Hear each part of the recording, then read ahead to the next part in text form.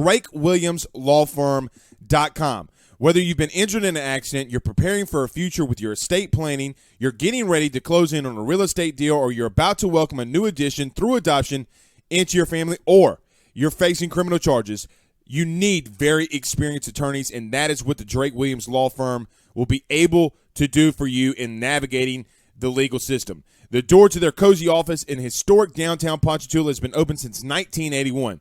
They have helped thousands and thousands of Louisiana families and individuals win cases, close on real estate deals, and regain that peace of mind.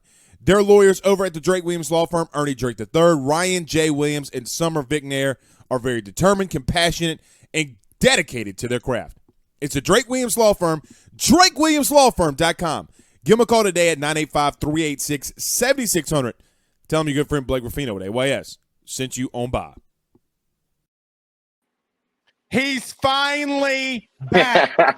Haven't seen him in such a long time. It's been 72 years since Mike. I'm just but he's here. Who? Because we didn't have it last week, we got to hit it one more time. Mike Jones Jr., starting LSU middle linebacker, is our guest. Mike, it's been a pretty electric show, okay? Coach JB from Netflix was just on. Now we got Mike Jones. I saw that. I told you we was going places. But, look, you're a part of us going places. Mike, what's up, buddy? How are you? Man, that just made my day. I love Last Chance U. I love it. Oh, dude. He is exactly you know how people are, like they're different on camera or around people, yeah. But when he is the exact same no matter what. Anywhere you go. That's why I was so interested in listening. I'm like, this is exactly who he was as a coach. This is crazy. Oh, dude. You missed the first probably 5-10 minutes when he's talking about bull and practice and running over the dudes at Netflix and Ole Miss's head coach and all this kind of stuff. It was crazy. But nevertheless, I want to talk about you, though, my man. Mike Jones is our guest. Mike, we didn't talk to you after the spring game, okay? So let's break that down. Now, I felt like you were thinking of me when you made the tackle on the sidelines because you did the 300 move. You did this is Sparta, and you did the kick. So tell the great people, were you thinking of AYS when you made the tackle on the sidelines? If I'm being completely honest, before I was thinking about it, I'm like, I'm gonna do the kick. In the moment, I just wasn't even thinking. But when I tell you, in a game, I'm giving my word. I'm gonna make it theatrical as it can be. I'm gonna do the most. I'm gonna dig a hole and kick dude down the hole. I feel you. So, Mike, let's talk about that game. Look, the defense came out. Y'all start off extremely hot. I mean, multiple sacks, quarterbacks, running game couldn't get moving. It got competitive as the game goes on, but you want to see that. That's your teammates. You've been playing against these guys. But what is it for you, man? What was it the spring game like for you? What was this entire spring like for you? If there's one thing that you could take away from it, what was this spring like? Man, it was great. The one thing I would take away, and not as much for me, but as a defense, is just, seeing the constant improvement, from, guys like me who are veteran guys, but also from the young guys that have been stepping up. I think it's showing a lot about who we are, as a defense, as a team. But it also, kind of like sets the path for, where we're trying to go. I would say right now, right. we're in a good spot. We're in a really good spot. But, to achieve the goals that we want to achieve, to achieve the goals that Coach Kelly has set in line, to graduate champion, we got to constantly get better. And so I think it was a great first step, a great direction, now it's just time to carry that momentum all the way through to when it's time to start playing. So Jerry Carter says that we should give you a round of applause. He says that my boy is the newest SWAT team member. Mike, I know you well enough, but just to tell the fans and the people that listen to us, when LSU announced that, and I'm sure you already knew this, but when you're announced a new SWAT team member, what did it feel like? I mean, you put so much time, sweat, blood, tears into this. When Brian Kelly writes down Mike Jones Jr. as a team leader, what does that mean for you or to you? Yeah, so it was actually big, and there's a multiple reason why. So I was a SWAT team leader whenever we first started in January. And so, I'm not sure what all the process goes behind, deciding who are going to be the next ones. But I know a lot of it just has to do with like just trying to get certain guys to expand the role, expand the lead role. Maybe just and even seeing how guys work. How guys are able to lead. And so to be named it again, I was like, okay, you know what, you're doing pretty good. You're doing all right, Mike Jones. Keep doing what you're doing. Yeah, but super proud, man. It just makes me really appreciative, of the team, man, of the guys. I couldn't, even be chosen without them, man. Those guys lift me up as much as I try to, give them as much as I can every day also. And so it was just a lot of appreciation, man. A lot of excitement. It's just really exciting, man. Like I know spring's over and like it's a long summer, but I'm like, boy, I can't wait till September. I trust me too. Look, I already got my goal. See, Mike, this is how I know that we're best friends. Just joking, everybody. It's just we didn't even plan it out. Like people are gonna think, Mike. People are gonna think we were texting, "Hey, dog, wear gold tonight." Because we wear purple together, we wear gold together. We weren't trying to do this on purpose. But you said something key there. You don't know why you were picked twice, or not know why, but you don't know what the process is. Do you think it's because like just what you've done? You talk. I know that you've talked about on this show, like, hey man, I've never taken vitamins, like the vitamins. Like you did everything right this spring. Do you think that everything that you've done has built you to that, and everybody else just seeing it? Yeah, I absolutely think so. One thing that I've learned growing up is, sometimes the leaders are like the best followers. And so really what I try to do, man, is I just try to do exactly what people tell me to do. Whatever my job is, I'm gonna try to do it. You know what I'm saying? If they tell me I gotta do this, this, and this at this point of the day, I'm gonna have that done. You know what I'm saying? It means a lot to me to have that done. And so like you said, I think I carried myself well. I was accountable off the field. And then it was time to play. I felt like I brought the energy. I communicated well as my Mike linebacker, and I did my job. I tried to do what Coach House and Coach Kelly, told me to do as much as I can. And so, if I had to guess, I'd say that played a part into it. I'm pretty vocal, and now more vocal than I've ever been. And so, it's kind of hard to be a SWAT team leader and be quiet. And so, I'm sure that played a part into it too. Man, I just tried to handle my business, man, and I don't know. The funniest or the best thing is the audio caught some sound of you and Greg Penn on defense, and you're screaming nothing bad. You're screaming, Greg, I said 11, 11, 11, and he looks at you and he goes, okay. And then he hits, I think it was John Emery in the backfield, and you're more hyped than he is. Mike, I think that's the point, right? You're talking about the communication. That's all. Really and truthfully, if we put a whole bow on me and your conversation the entire offseason, it was about communication. You're screaming it at him, and then he makes the right read and makes the play. What was that like for you, though? I mean, because you're putting the other guys in the right spot and they make plays on a critical third down. What is it like that for you, though, when you see it actually working on the field? Man, it's a great feeling. And I'm not sure what I was meaning to Greg, but I know I was telling him something about an inside zone coming and just spike the gap. Whatever 11 means. So you're going to have to change that call because everybody in the country knows what 11 means now. Man. But those are really like my low key like happiest moments. Well, of course, it's great when you make a play, but 1 third down stops are great. You get to go rest on the sideline. Right. But also when you call it, oh my gosh, I don't even know. It's like, I guess like gambling, I guess. I don't know. You just randomly, I put more on this one and you win, Big seven, big seven, big seven. Like you're rolling the dice. Yeah. Mike Jones Jr., starting LSU middle linebacker, is our guest.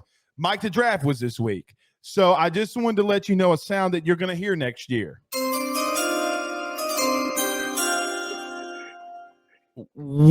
Did you watch any of the draft? Did you get time? Look, I know it was a chaotic week for you, but were you able to see any of the draft this past week? Yeah, I actually watched a good little bit of it with some of my friends, man, and it was great, man. It was great. I know now that like I'm like old in college football. I know like the majority of the guys that are coming out, I'm like, oh, I remember my school day. He made it. Right. Yeah, now, man. Mike, how old are you? I'm 23, 50 year senior. Okay. Oh. So listen, no 23-year-old. Don't ever say you're old again, brother. Like I wake up and my hip hurts. Okay. I got an AARP card that I just got in the mail. Okay. Like don't talk to me about being old. Just don't do it. A lot of your teammates, Damone Clark, look, God bless him, fell a little bit because of injury, but maybe the steal of the draft. He had some very inspirational words. Just share with us some things that you know about Damone. So maybe, I don't want to say times that y'all had together, but when you see a good friend like that have the season he did and fail, what do you say to him? What have you said to him? And it seems like, Mike, that he's trying to lift everybody else up around it, which is so wild. But what's those conversations maybe been like with Damone? Man, Damone, he's one of my brothers, and I have a lot of great friends. I have a lot of dudes that if anything happened, I would do anything for them in that moment. But Damone is one of my brothers. You know what I'm saying? Like he is somebody that I'll be friends with, brother with for life. And so, of course, I was super happy for him, man. And we've had a lot of deep talks, but I feel like, and I texted him after, we actually spoke the other day. He's still around here. And, and he knows, what I'm saying? His mind is right too, man. And we both know, like we were talking, man, this whole thing, man, it's a marathon, you can get drafted and guys can still not make the team. Guys can still get cut, and it's plenty of guys who ain't first rounders, who's not second rounders, who's not third rounders that, don't make it in the league, and he knows this. And, I was just saying it to say it, I know who he is as a player. I know who he is as a person. He's going to succeed. He's going to achieve all his goals. And you know what I'm saying? It's just not, we weren't even like, it wasn't even like we weren't even stressing over this. Like, if this is a 100-meter race, you know what I'm saying? Okay, it might look a little dangerous because you got out late. But we running a marathon right here. We about to win. It ain't nothing but win. There's no other choice. You know what I'm saying? So it like he had a great attitude about everything too. And so which is so loud, man. Like bro, I'd be stressing. Bro, yeah. I stress. I'm not gonna say it. I was gonna say something silly about food but it's not that. Like his things is more serious than me making a joke. So I'm not gonna say it. But Mike, 10 LSU guys got drafted this past 10. Buddy, 10. Y'all got a lot of talent returning, man. I'm not calling national title, SEC, or anything like that. But, Mike, I haven't seen it like this, and I know that me and you keep harping on this. But, man, when you see 10 guys getting drafted, you got a lot of talent returning, where does your mind go when you're like, bro, it's literally LSU at the top, and we got more coming? Yeah. I mean, it speaks volumes to just, the way things are here at LSU. We didn't have our best year, and we got the second most dudes coming out in the draft. Watch what we do next year. Okay. That's what my mindset is. You know what I'm saying? But that's just my mindset, man. And I mean, I can't speak for everybody else, but I don't know anybody else doing it like that. And so, I look at myself, and I look at our team, man, and I look at the guys, man, and I'm just like, at least to myself, and, I'm not a scout. I don't know nothing about what gets guys in the league, what doesn't. I'm just like, we got a lot of veteran players. We got a lot of smart players. Our young guys have grown up tremendously, and at this point to myself, I'm like, if our goals aren't to achieve that all we can, because we have the tools to do it, At this point, it's just about, getting prepared and going out there and executing. But, I mean, I feel like that should be the standard. You know what I'm saying? Like, we put guys in the league, we play good football. That's just is what it is. Like, I try not to even look into it any more than that. We had 10 guys go to draft. A lot of teams don't do good when they lose a lot of guys. That's not my expectation. That's not my goal at all. I don't. We gonna beat LSU regardless. And that's my only goal. And I feel like that's the only mindset you can have. Especially being like a program like this. Where it's a real NFL factor. Last thing for you, Mike. I agree with you. Mike Jones joined us, the leader of the best front seven in the country. I'm calling it. Don't make me look bad, bro. I'm gonna say it, but Mike, don't make me look bad. Were you in Baton Rouge, or were you around for the Garth Brooks weekend? Did you hear, or were you out of town? Man, I was out of town, but I saw the pictures. All right, so listen to me. Last thing. Now, bro, 125,000 people were screaming LSU. The damn chairs were falling off. Okay. I've never ran through a brick wall. Now, if Ed Orgeron was maybe my coach, or maybe I would have. But man, did any of the teammates or any of the guys you talked to, did they hear it being around the stadium? Or could they hear it in the dorm rooms? Have you talked to anybody about hearing it or anything? I didn't ask anybody about hearing it, but I did hear that it was so many people. You could not drive down the road for hours. No. So many. And man, looking at that stadium, I'm like, listen, y'all. And this is my real message to everybody listening. If we can't pack it out like that, then y'all are doing us a disservice. Y'all are doing, cause I know everybody love LSU, and everybody love dude that perform there. You know, I love when that song come on during warm-ups, you know, and it gets me excited, man. It really does, man, because that's like, we could have that. You know what I'm saying? We could have that. I'm just believing it is gonna happen. I'm super excited for this year. And I love the fans. I love seeing everybody out there, man. That like freaking got me hyped. I was like, good Lord, look at that crowd. Oh, dude, listen. I love my wife, but white women love white women music, okay? And but she was getting down. Okay. When that man hit that guitar and started saying LSU, brother, I was sitting down, I jumped up and I went postal.